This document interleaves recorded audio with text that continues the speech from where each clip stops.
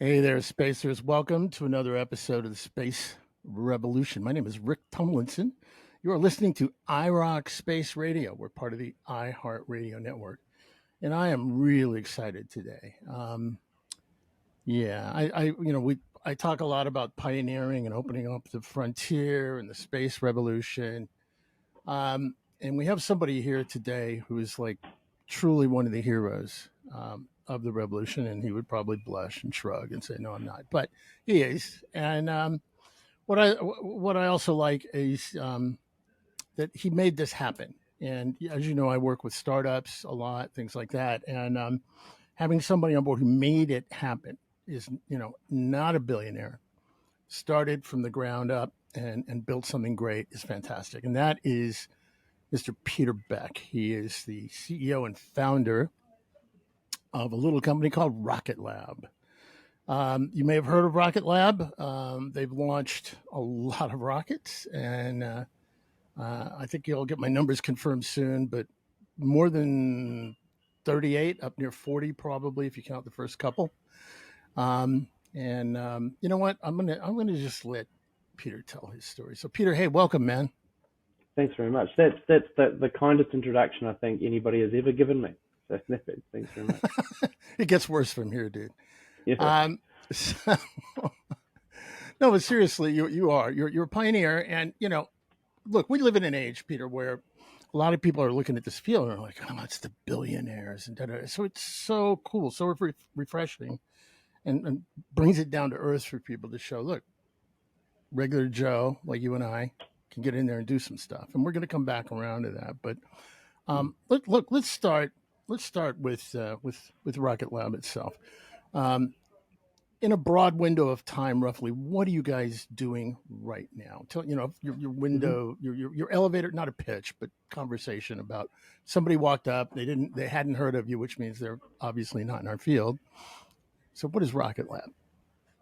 Yeah, that's a great question. So, we started off in small launch, but we always had much grander ambitions than just small launch. And I guess the way I look at, what does a large, successful space company look like in the future? And it's a company that does launch also, but it also builds satellites, and may even own and operate their own satellites.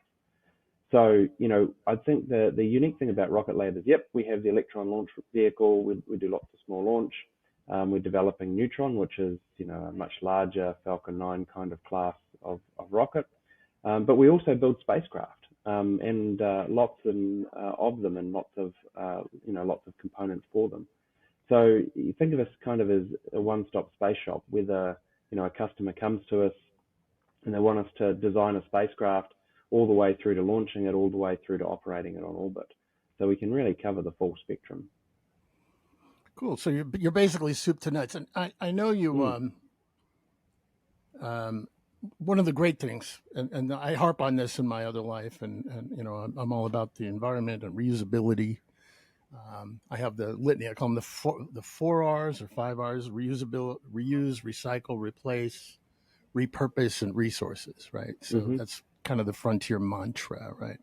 But you're moving towards reusability with your rockets from day one, if I understand correctly. Is that right?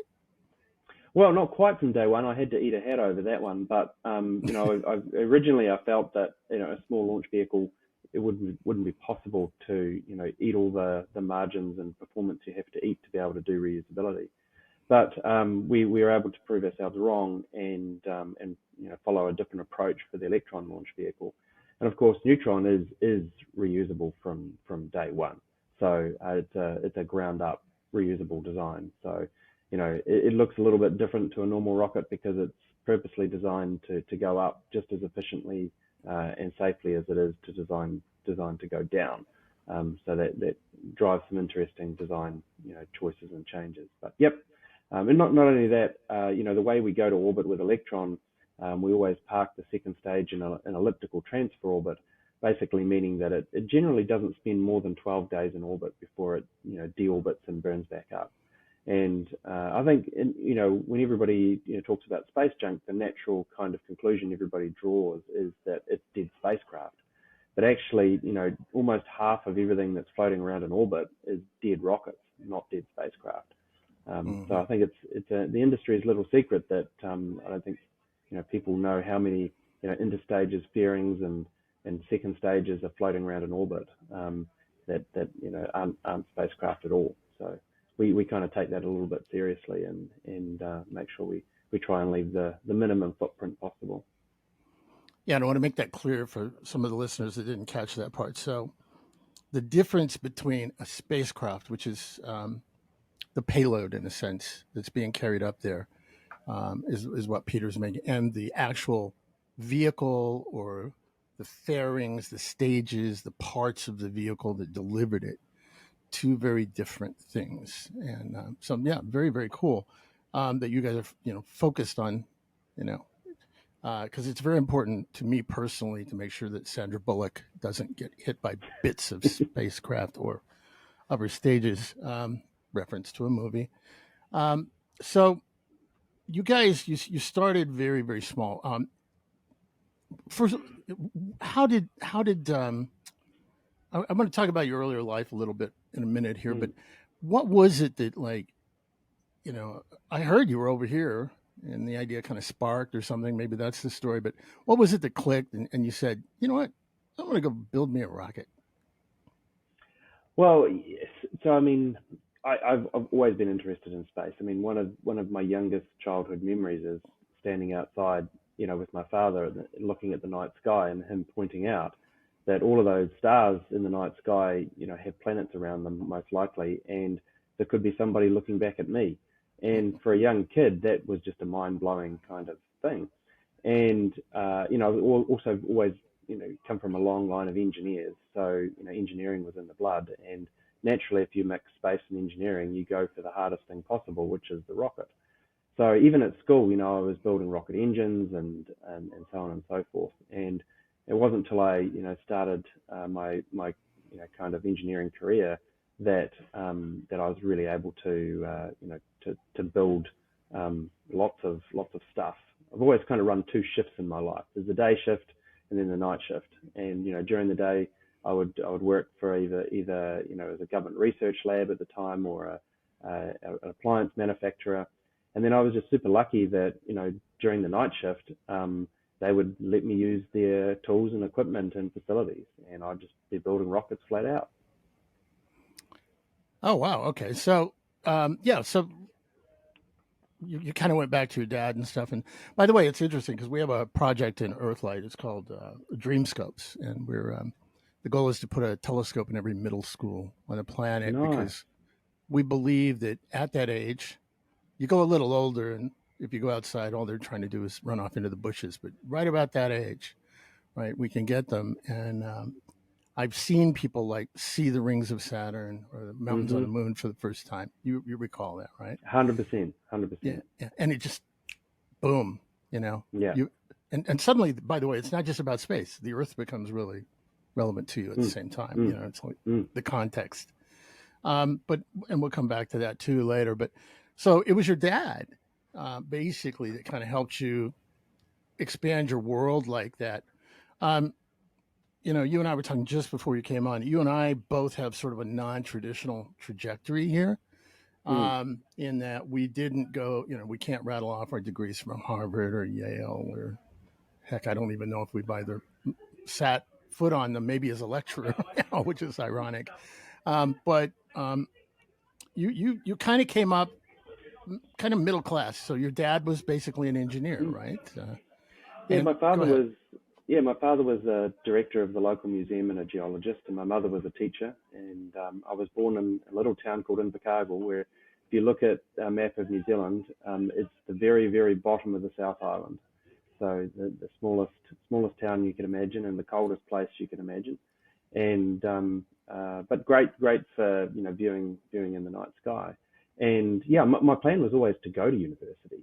It's just there's no university in New Zealand that offered any aerospace courses or anything that was kind of remotely relevant. There's engineering courses, of course.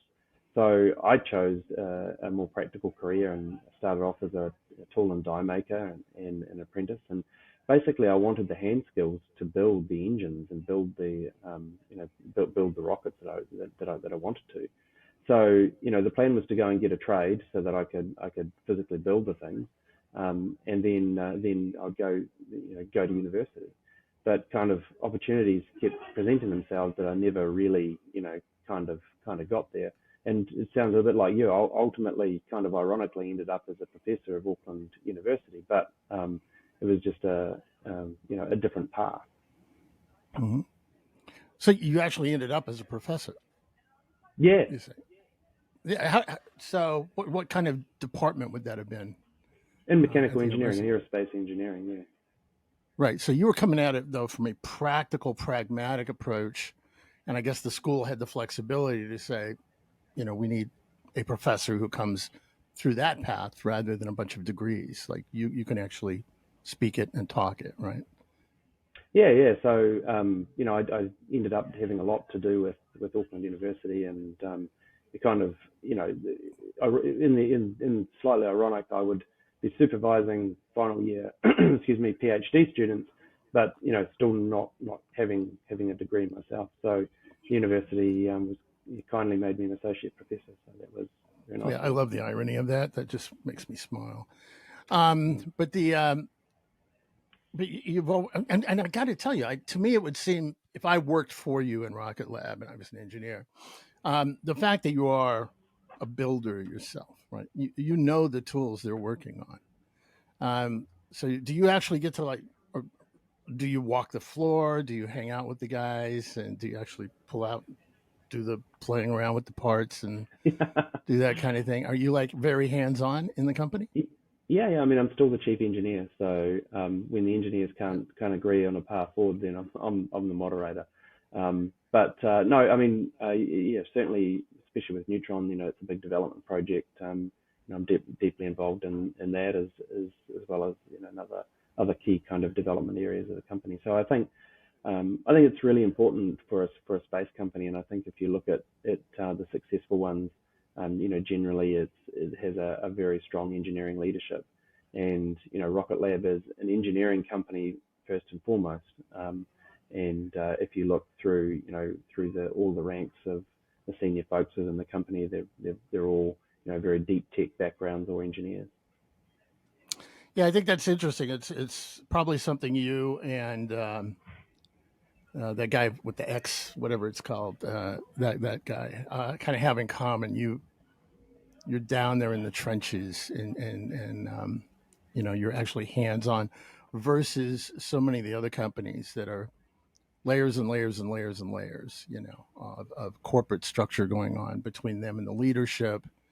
And no, I think that makes probably a huge difference as to the fact that basically you and Elon have driven so far so fast, right? You know it, you speak it, you live it.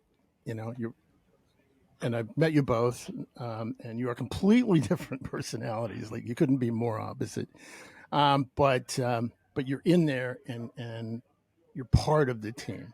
You're driving it, and you're a designer yourself. So that's pretty cool. Um, so real quick on you're you're flying the Electron right now. Mm. The Neutron is coming. It's like a factor of 10 growth, right? Oh yeah, yeah. So I mean, Electron lifts 300 kgs to low Earth orbit.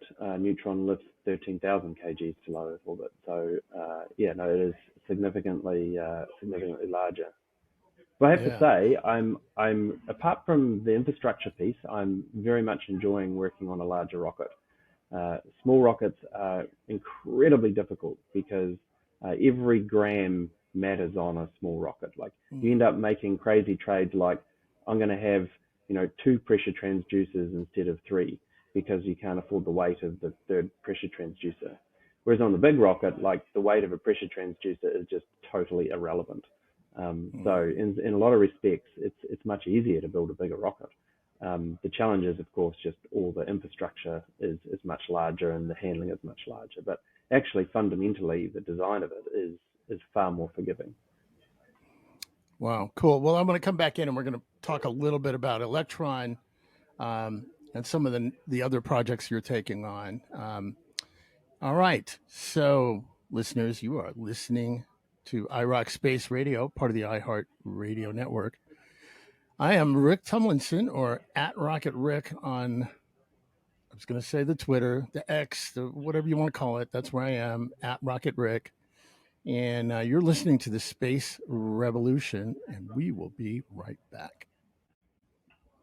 Okay, Spacers, we are back with the Space Revolution. I am talking to the founder of Rocket Lab, one Peter Beck, who is speaking to me live from the land of the Kiwis. And by the way, a place, it's on my list. I haven't made it yet, but I intend to get there. And I know it's very cliche, but I saw Lord of the Rings. And I was like, I wanted to see that. That is one of the most beautiful places on earth. So you again, you were a gearhead, and I have to ask you about this because I am myself. I'm a car guy.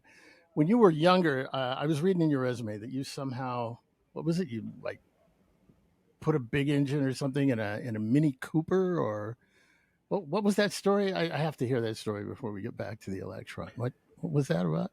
Yeah, I mean, I've always kind of had a passion for speed and of course engineering as well. And the most I could afford was a clapped out old Mini, and set forth to rebuilding it.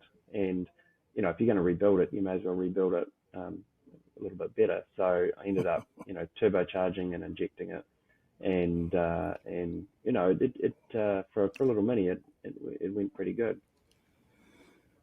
Yeah, yeah. I mean, there's not much. I mean, I'm looking at my closet. I could probably keep one in there. I mean, the real Mini, not Yeah. the thing we see now that they call the Mini. It's not the. You could actually probably put an original Mini in the current Mini, but yeah, very very cool.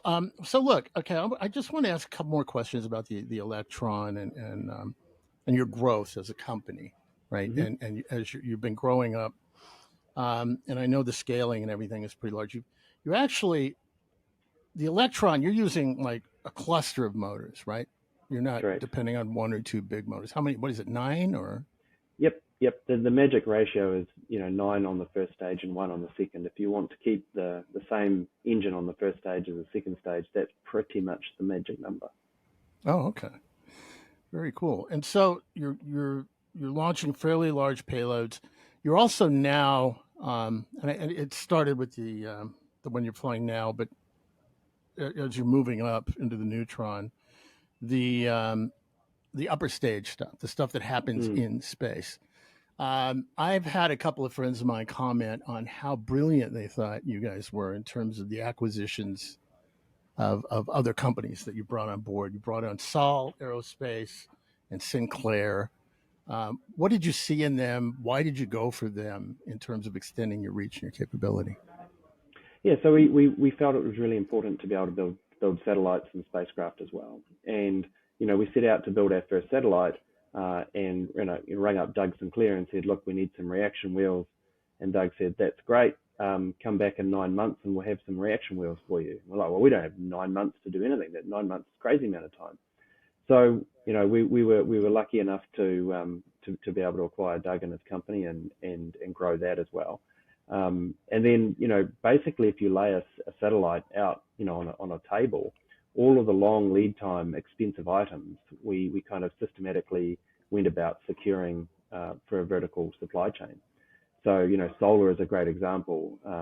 Solar is probably the most expensive, longest lead time item of a satellite bus. So there's only 3 companies in the world that produce the space grade solar cells.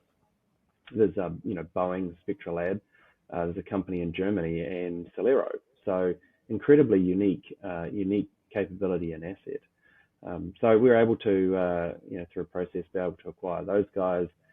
We acquired ASI, which they build satellite software, which is great. And then we're lucky enough to acquire PSC. They're a separation systems company. Once again, one of the longest lead times and hardest items to procure being the separation systems between the rocket and the spacecraft. So it was really as simple as that. It's like, okay, what are all the bits that have long lead times, they're really expensive, and how can we bring those in house? And we went on a bit of an acquisition strategy.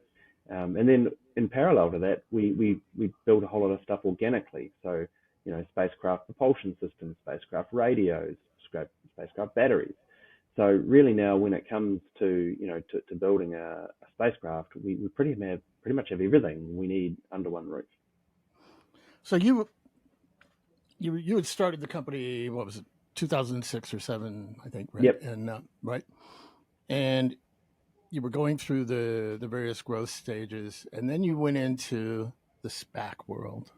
Hmm. And now again, my daytime job has recently, I've changed it recently, but has been to be an evil venture capitalist, and well, hopefully not one of the evil ones, but the joke for a couple of years there with my friends and I was, you're doing a SPAC, Hmm. which is sort of moving into the shell of another corporation and putting yourself in there and sort of eating it from within and becoming that company in a sense, and then using that legal framework to raise new capital by being able to become a publicly held company. It's sort of a shortcut. And the joke was that you're either doing that because you've got an incredible company idea that needs funding, or your idea completely sucks and it's an easy Yeah. way to get a lot of money. Yeah. Yeah. um, it's one of the two, right? There's nobody in the middle there. Yeah. Obviously your idea was great, but when did you decide, and what made you decide to go for that sort of path? Yeah, that's a great question. So our intention was always to take this public, the company public, for a couple of reasons. One reason was obviously access to capital as a publicly traded company, but a strong personal reason for me is that I'm trying to build a long-term, enduring, profitable space company Mm. that well and truly out survives me. And I think one of the challenges, with some of the space companies that are owned by billionaires, is you have to ask yourself the question: when the billionaire, ultimately leaves this earth, what happens to those companies? And it's really important to me that the mission of Rocket Lab is far longer than one person's lifetime. So one way to make a company enduring is to make it public, and that creates an enduring, uh, you know, forcing function for a number of reasons. One, you have to be focused on actually being profitable, rather than just doing cool stuff. And there's a lot of people in the space industry do cool stuff, and then try and invent a company around cool stuff, and then the company fails. Um, if you actually have to be profitable, you can doesn't mean you can't do cool stuff, but you have to do cool stuff that's profitable. And that's the personally, that was the strongest way to make an enduring space company is to make a public one. But like I say, we were actually, we had the revenues and everything to become a publicly traded company, and that was the original plan. For the longest time, we saw the rise of the SPAC craze, and we just said, talk to the hand, we're not interested in following down that path. And it wasn't until we actually sat down and met with the guys at Vector Capital that we actually were, our mind was kind of slightly changed on it, because Alex and his team there, were very, very different in what they want to try and do with their SPAC vehicle. And that when the SPAC team are quoting you back orbital elements, that they really understand the company that you've built, and what you're trying to achieve. And I'd say the one positive about a SPAC is, we're able to raise a quantum of capital that if you went through the traditional IPO process, you wouldn't have been able to raise. And why that's important is it gave us the funding runway and funding opportunity to take on a really big project like Neutron. It also gave us the ability to make acquisitions. So we did 3 acquisitions within 4 months, within 6 months of becoming public. And we felt that was really important to be aggressive there. I mean, that is the definition of not fun. Newly publicly traded company, 4 acquisitions, rolling them all up. That's a lot of work. But we felt that those acquisitions were going to be critical for our future, and that's proven to be true, and where we want to go. So yeah, I agree with your summary perfectly. I think either you have a great company or you have a really bad company. and for us, we're already in the processes of getting ready to go public. The SPAC opportunity gave us, like I say, a larger quantum of capital to do more things and be more aggressive, and was kind of, has worked out well for us.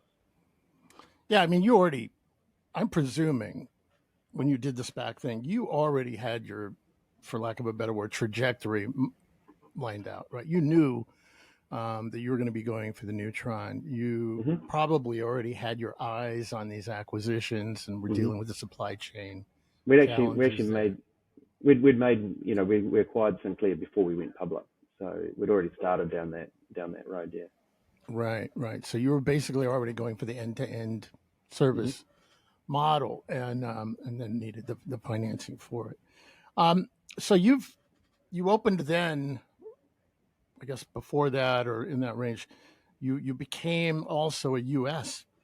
based company and started working a little bit with the Defense Department. I work a little bit with Space Force on this and that and the other, but you're doing some things in that realm. Um, Tell us how that fits into what it is Mm. you're focused on. Well, we actually became a US company in 2013 when I raised the very first piece of capital out of Silicon Valley. So we've been a US company since 2013. We have the New Zealand as a subsidiary. Fast forward today, we have around about 1,700 staff, of which 1,100 of them are in the US. New Zealand is pretty much primarily focused around the Electron launch vehicle, primarily, because of the private orbital launch site that we operate down here. I think a lot of people think we have, operations in New Zealand because Pete's a Kiwi. That's not the case at all. Like we've been a US company for, like I say, for a decade. The only reason we have any operations in New Zealand is because we saw the challenges with, launching frequently out of kind of, the historical US launch sites. And for a small launch vehicle, we wanted our own, control of our own destiny there. Look, there's a lot of things when you launch a rocket it just doesn't matter the size of the rocket. For example, if you go to a launch range in the US, it doesn't matter if you're launching a Falcon 9 or an Electron. The cost to do it is about the same because you need the same flight safety team, you need the same tracking trajectories, and you need the same mission control folks. So the only way that we could bring a small launch vehicle to market that would be competitive from a price perspective was to also own the launch range, because you can't sell a rocket for $7.5 million and have $3 million of range fees or $4 million of range fees. So we had to find a way to bring a small dedicated vehicle to market affordably, and that the way to do that was to own your own range. Hence the reason, that's really the only reason we have any operations in New Zealand at all, is because of that launch range. Right, and from what I recall, your Electron rocket is primarily going for like sun synchronous type orbits and things like that. Is that correct? Or Yeah, we tend to do the weird orbits. So the orbits that you can't get on like a ride share. People come to us for a dedicated ride because they have like specific timing, like LTAN timing that they need to be, or specific trajectories in orbits, or they have a timeline that they need to meet. And those are generally, the majority of our customers. oh, cool. So as you move into the Neutron here, Mm, you're going to be going big, um, mm. and like you're the one who mentioned it, Falcon. You're moving into that world. Um, and you're going to be launching a lot of different kinds of payloads, obviously satellites and stuff like that. Is there any plan? Is there some little drawing in the back room, of your own little human capable capsule for the top of that Yeah, sucker? there is. Yeah, we are designing Neutron to be human rateable. It won't be human rated straight out of the chute, but Right. but we're certainly designing it to be human rateable. And that falls into like what are the safety factors of your tanks, and stuff like that, which are big deals to go back and change. So yep, no, I mean, we'd be remiss, not to have a vehicle that would be capable of it. and go to all that trouble to make a rocket that wasn't capable of it, for sure. So that's cool. So you've designed it out of the gate Mm. so that you can move in that direction after you get your heritage, your flight heritage, and all of that under your belt, I guess, and you can kind of move in that direction. That's awesome. So you are going to be becoming one of these human human movers, human lifters. Well, look, we're going to wrap up this section. We'll be back in a minute, spacers. Talking to Peter Beck, you're listening to iRock Space Radio, part of the iHeart Radio Network. I'm Rick Tomlinson, and you are listening to the Space Revolution. We'll be right back. All right, spacers, you are back at Rocket Rick on the X, Twitter, whatever you want to call it. And this is the Space Revolution. I've got a leader of the revolution, although he's a very humble guy, and he would like shrug and say, I'm not, but he is. As one of our guests today, and that's Peter Beck, founder of Rocket Lab. So, Peter, in the last section, we were kind of working our way up, and right at the end, I hit you with the idea of human capable. We're going to come back to that in a minute, but one of the things you're already capable of and you're moving into is beyond cislunar space. You're actually moving into mission profiles. From what I understand, you're working on one right now for moving in the direction of Mars for NASA. Can you tell us a little about that? Yeah, I mean, look, I've going back to some of my youngest childhood memories. I've always been fascinated with other planets and the question about life. And so naturally, when opportunities present themselves for us to play in that world, we will jump at them. So we have two missions for NASA called Escapade, and these are two spacecraft that will be operating around Mars, launching next year, and they'll be measuring the ionosphere of Mars. So it's really fascinating mission, actually.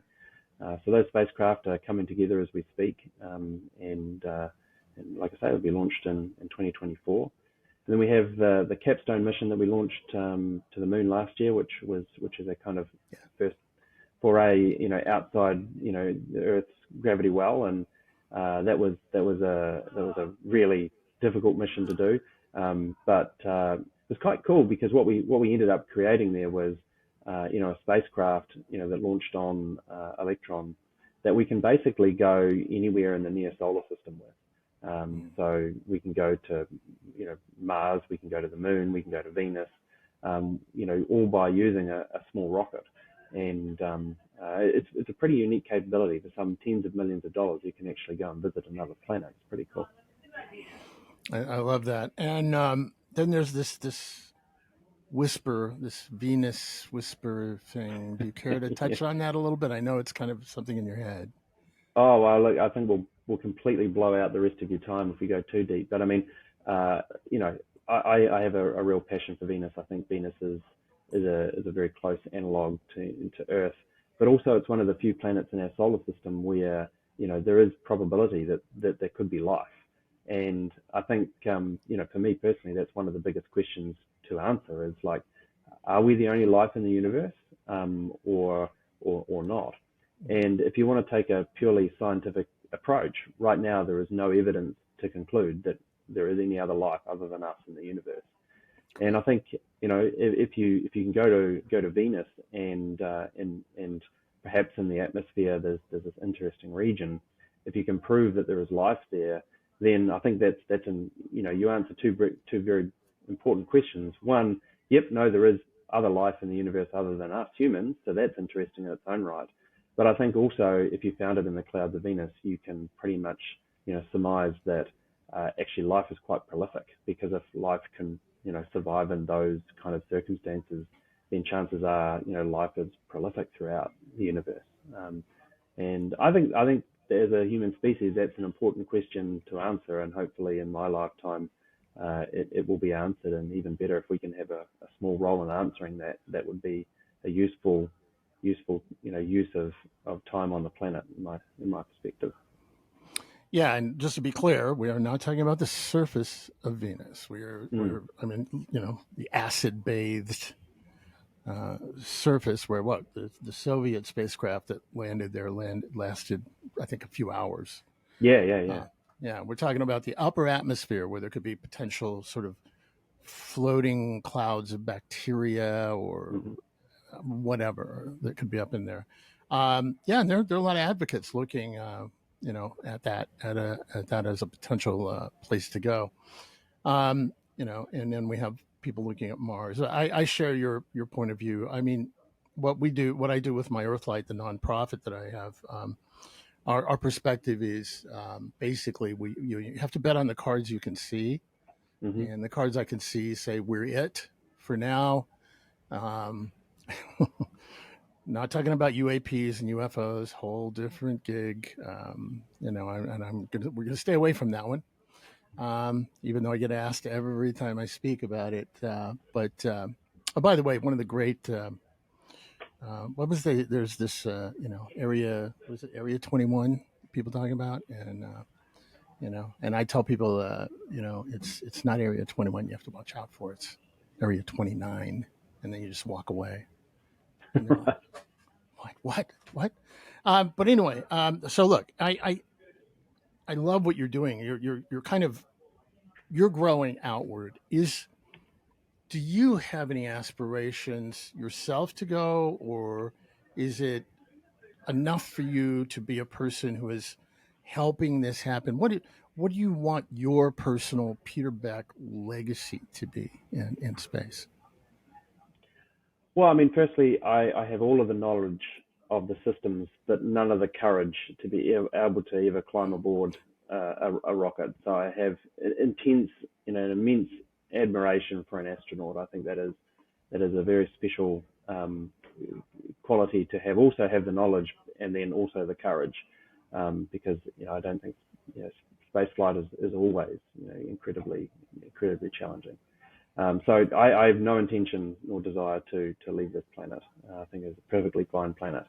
Um, and then for the future, I mean, it's not really, for me. It's not really about creating legacies. I want to create an entity, a company, an organism, if you will, that goes on, and continues the work, and does advances the art, and advances humans' ability to explore the universe. I think that would be a worthy use of your time on the planet. But yeah, I'm not really trying to build legacies, other than just, I guess I was always taught as a child to be useful and make sure when you leave the planet, you create a small increment forward for others to keep pushing. So that's that's really the goal. And I just think I'm incredibly lucky to get to do the stuff that I just find incredibly enjoyable, and I'm incredibly passionate about it. It's rare that you get to do those things in such a way. Yeah, absolutely. I mean, I think you and I share that. I wake up sometimes like, what the hell, Mm. or like this morning, I'm going to be talking to Peter Beck, who's building rockets for rocket, with a rocket lab, or dealing with Space Force or NASA or whatever, and just growing up as an average kid to be able to be a part of this is, my inner 12-year-old flips out every once in a while. Yeah, yeah. So you're you've done the DoD stuff. Um, what are your feelings in terms of the international competitions that we're seeing in space, and what do what would you like to see? What would you think is pragmatic that we can do out there in terms of people working together, that kind of thing? Where do you go on that? Yeah, no, it's kind of an interesting question. I think, if we take China for example, they are really Right. moving fast, and they are pushing hard. And I think, when there's a Chinese flag planted on the moon, I think that will inevitably happen. I think we're going to see a new space race, because Right. it sounds a little bit kind of pessimistic, but humans are motivated, fundamentally by pretty basic things, and resource utilization is and land ownership and things like that are kind of key to that. So I think we're on the the verge of an interesting time when one nation is making huge advances into our solar system, and I just can't see a world in which the US gets left behind in that. Don't get me wrong, the US is making huge advances into space and is unquestionably the leader in the space community. But you see a lot of emerging nations and emerging space programs really starting to gain traction and momentum. And I think it's important for everybody on the planet, and for the safety and for the fairness of everybody on the planet that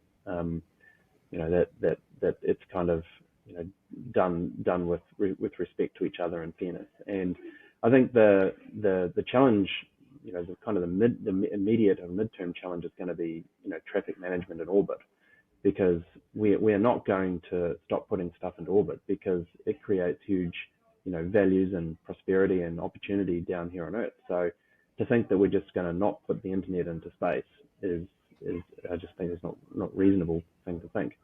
The US will do it, then China will do it, then other countries will do it, and I think space traffic management is something that is the one thing that we're all going to have to come together with, as a planet to sort out, because the trajectory of a spacecraft is set. It's going over that country no matter what, and the ability to manage that traffic is going to become fundamental to the safety of all of the infrastructure in orbit. I just hope that that everybody can get together around a table and agree on a set of rules, and then those rules are followed. Because as a human species, we're not particularly good at planning forward. We generally wait until things get into a terrible mess, and then go back and retrospectively fix it. It's kind of like the human way of doing things. So I just hope we don't get into that scenario where we create a huge mess up there and then have to go and fix it, because the cost of that fixing is really, really hard. So yeah, that would be my hope. Is the number one thing is let's come together as everybody, as all countries, and utilize the resource well. Yeah, it's interesting. I one of my things I'm pushing on constantly is this idea of with Earthlight, we have these principles about protecting the mother world, expanding the domain of life, and evolving humanity, and these kinds of things. And it's it's like we're at that moment right Mm, now, with people like yourself in our community, that we have a moment to sort of stop.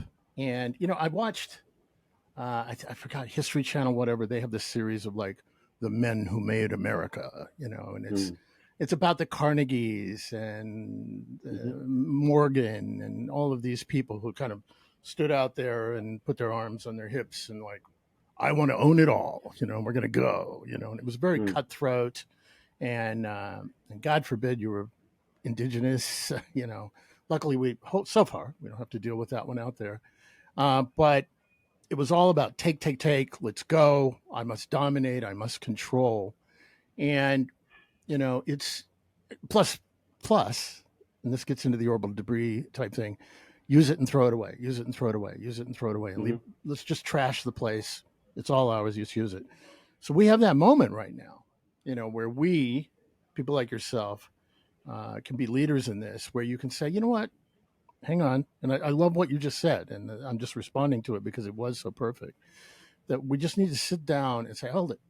We got a new chance here to try and do something right, to do something different, to take this frontier on in a different way than we ever have in the past.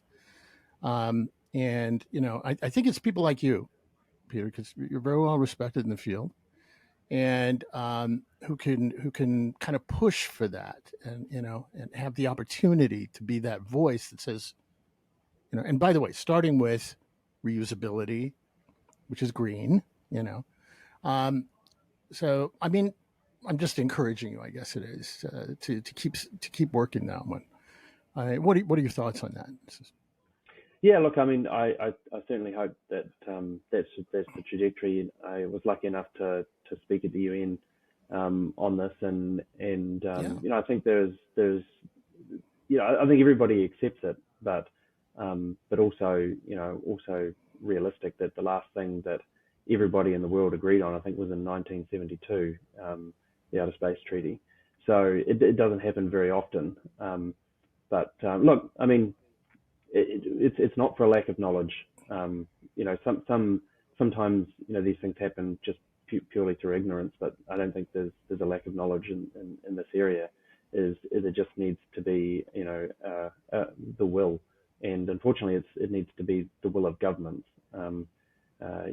Individuals can of course promote it and all the rest of it. But I think one government is just going to have to take a leadership position and try and corral all the other governments and all the other countries into just a basic set of rules, because it's not actually as hard as it sounds.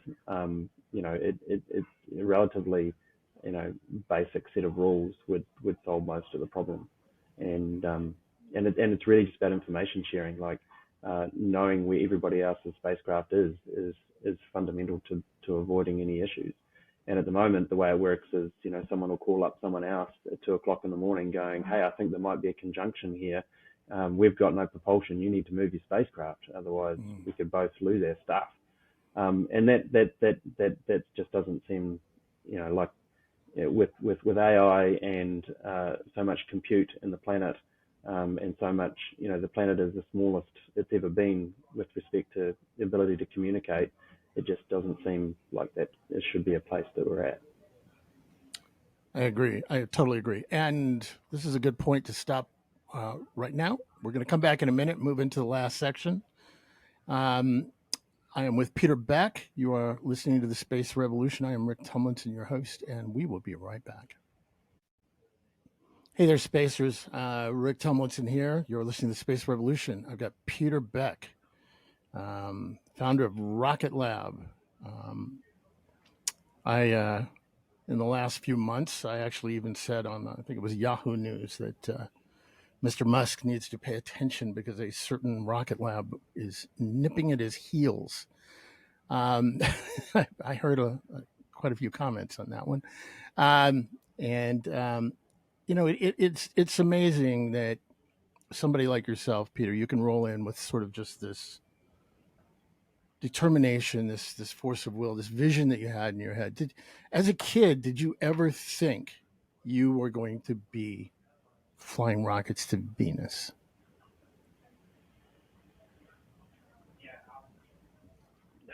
Not to sound arrogant, but it seemed like you have to believe that it is possible, right? Otherwise, you never try. So Right. I was determined to work in the field. Now, whether or not that specific thing probably didn't cross my mind, but I was determined to work in the field. And the original plan was, the original plan was to go and work for NASA or one of the larger space companies. So probably the bit that is the slight deviation is starting my own company, and that's probably the largest deviation from the plan. Yeah, and this last section here, I've got a couple of fun questions to ask you in a minute, Hmm. but kind of aimed at this bigger picture to perhaps some young people, some Hmm. others out there in the world who are like, they're trying to decide how to get into the field. I mean, it looks part of the turnoff of these superhero billionaire types is it doesn't look like anything that relates to somebody, sitting at home staring at their homework or something, and like, how do I make that happen? Again, that's one of the great things about you, is that you just worked your way in and you went for it. So basically, you navigated in a sense. You knew you wanted to do something. You had these skills, mechanical, engineering skills, and you just kind of navigated. And it's like, okay, I want to build a rocket. I've got to start my own company, and then off I go. Um, what would you be telling today if you were talking to yourself, who's sitting out there? There is a Peter Beck or an Amy Beck or a, you know Mohammed Beck or whatever sitting out there in the world, what would you tell them right now? Just go and do it. I mean, you know, you can substitute a lot of deficiencies for hard work.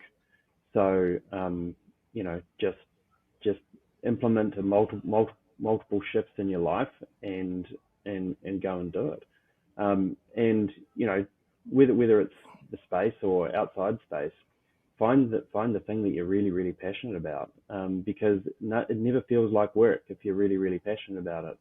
And make a plan, and also be cognizant that that plan might turn 90 degrees on you several times. You know, that's certainly in my case, but I knew where I wanted to be, and I knew where I wanted to get, and I look at it very much, you know, Rocket Lab like a game of chess, and you know, you move all the pieces around the chessboard to try and create the outcome you want to create. And sometimes you take some real risky moves, and sometimes it pays off, and sometimes it doesn't. And then sometimes you'll just literally grind on something for years and years and years and feel like you've gone nowhere. That's just the way it is. So yeah, I would just say find the thing that you're passionate about, and implement 2 shifts in your life a minute as a minimum, and just go for it. So, one of the things that happens with rocket ship, by the way, I use the word rocket ships when we're starting to talk about reusables because you don't throw ships away, right? So there's ordnance, then there's launchers, then there's rockets. Launchers could be anything like one of these slingshot things or whatever. Then there's a Mhm. rocket, which uses the rocket equation. Mhm. And then there's a rocket ship, and then there's a space ship, which stays in space. But No. you're flying your rocket, and it's got to be one of the heaviest, hardest moments in a person's life when Mm. you've worked so hard and you've got that thing on the pad. And I mean, my God, you've given it a logo. You know, it's got an identity. It's a creature. It's a living thing, and it doesn't work. It blows up. Mhm. It does an RUD. You know, rapid unscheduled. You know, and it's gone. And you have to walk into your shop the next moment with all these people who have poured their blood and soul into Mhm. it too. Mhm. I'm sure there are tears, all of that. What does that feel like for you when you do that? And what do you Oh, say? well, I mean, you know, that's happened to us a few times now, and it is devastating. Yeah. And like I hate launch day. I absolutely hate it. I know some people get super excited and they're standing there and full of excitement. I just do not enjoy launch day, because at the end of the day, you're flying someone's really valuable thing. Like they've spent equally on their side. They've poured, True. you know, tremendous amount, and you know, whether it's a defense payload, it could be a, you know, national security asset. People's lives matter, or a startup company, and you know, this is their one shot. Like the responsibility is huge, and the responsibility is not just felt by me. It's felt by every single person on the shop floor doing every little job.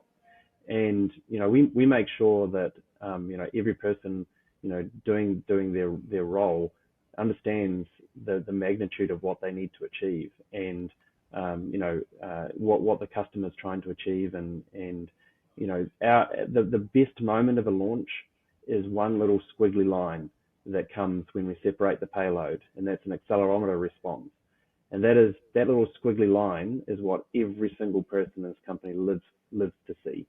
You know, everything else prior to that is terrifying. That one little squiggly line is that's the moment that you get a big smile, and that's the satisfying moment.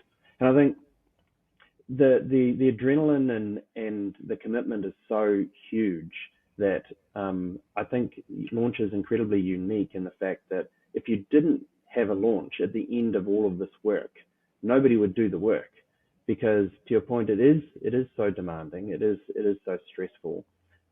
But you know, you get, like, you see that squiggly line and you get the adrenaline hit, and it's like, right, let's do another one. That was awesome.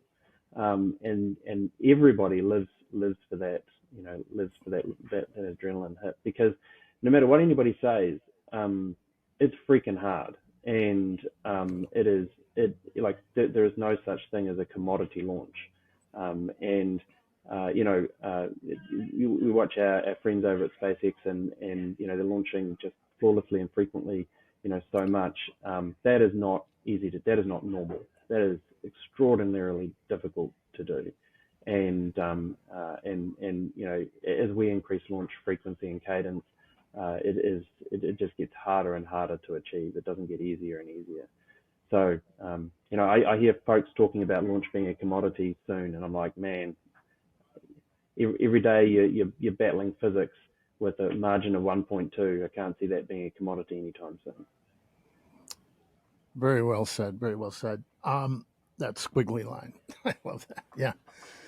Yeah. We've had a successful separation, and off we go. So I'm going to change the pace here real quick at the end. I have a set of crazy, silly questions I ask people at the end. And you're no different. You're not going to escape this one. So you're flying. Ooh, in your case, you're flying over Venus. Mm-hmm. Several thousand clicks. You're just rocketing over Venus, and you're looking through the colors of the mist and this and that and the other. What would you be listening to?